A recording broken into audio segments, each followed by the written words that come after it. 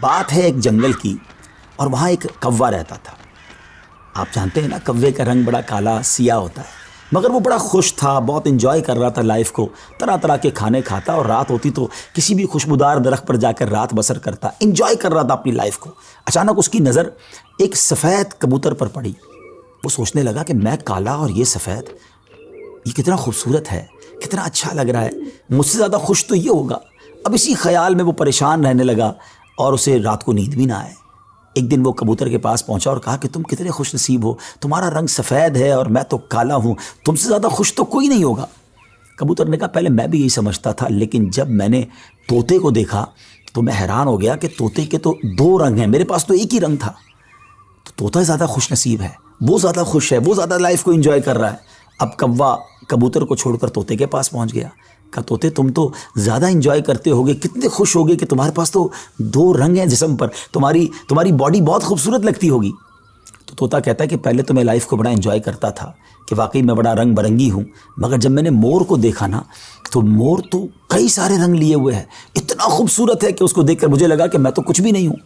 اب کوا اڑتے اڑتے پہنچ گیا مور کے پاس۔ مور چڑیا گھر کے ایک پنجرے میں موجود تھا۔ پہلے تو وہ انتظار کرتا رہا کیونکہ بہت سارے لوگ مور کو دیکھنے آئے تھے۔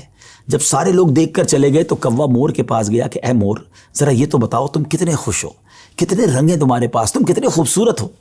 مور کہتا ہے پہلے تو میں یہی سمجھتا تھا کہ ہاں میں بہت خوبصورت ہوں، مگر پھر میں نے غور کیا کہ اسی خوبصورتی کی وجہ سے تو چڑیا گھر میں قید ہو گیا ہوں، روزانہ ہزاروں لوگ مجھے دیکھنے آتے ہیں مگر میں آزاد نہیں ہوں۔ اور پھر میں نے بڑا غور کیا کہ وہ کون سا پرندہ ہے جو چڑیا گھر میں قید نہیں ہے، تو مجھے سمجھ آئی کہ کوا ہی ایک پرندہ ایسا ہے جو چڑیا گھر میں قید نہیں ہوتا، اس کو کوئی قید نہیں کرتا۔ ناظرین، کوے نے جب یہ سنا تو اسے احساس ہوا کہ میں بھی اپنی جگہ پر واقعی خوش نصیب ہوں۔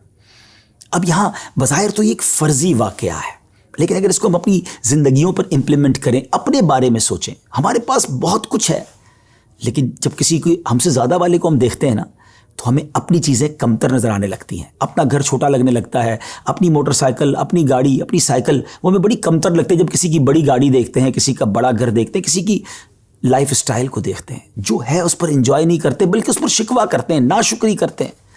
اس طرح زندگی نہیں گزرے گی۔ اگر آپ ہمیشہ اپنے سے آگے والوں کو دیکھتے رہیں گے تو آپ پریشان ہی رہیں گے۔ اگر آپ نے موازنہ کرنا ہی ہے، کمپیریزن کرنا ہی ہے، تو اپنے سے کمتر لوگوں کو دیکھیں نا۔ کئی لوگ بڑی مشکل زندگی گزار رہے ہیں، اللہ نے مجھے اور آپ کو بہت خوشحال رکھا ہے، جی ہاں اب بھی ہم لاکھوں کروڑوں سے اچھے ہیں، لیکن مسئلہ یہ کہ ہمیں تو آگے والوں کو دیکھ کر ڈیمورلائز ہونا ہوتا ہے۔ شکر ادا کیجئے، اور سبحان اللہ، میرے رب کا تو وعدہ بھی ہے نا قرآن میں، لَإِن شَكَرْتُمْ لَأَزِيدَنَّكُمْ، تم میرا شکر ادا کرو میں تمہیں اور دوں گا۔ تو جب آپ اللہ کا شکر ادا کر رہے ہوتے ہیں نا کہ یا اللہ تو نے مجھے کروڑوں سے اچھا بنایا، تو وہ اور عطا فرماتا ہے، آپ اور آگے بڑھتے ہیں۔ تو بہرحال یہ چھوٹی سی حکایت ہے، اللہ کرے اس سے سبق لیں، ناشکری چھوڑ دیں اور شکر ادا کرنے والے بن جائیں۔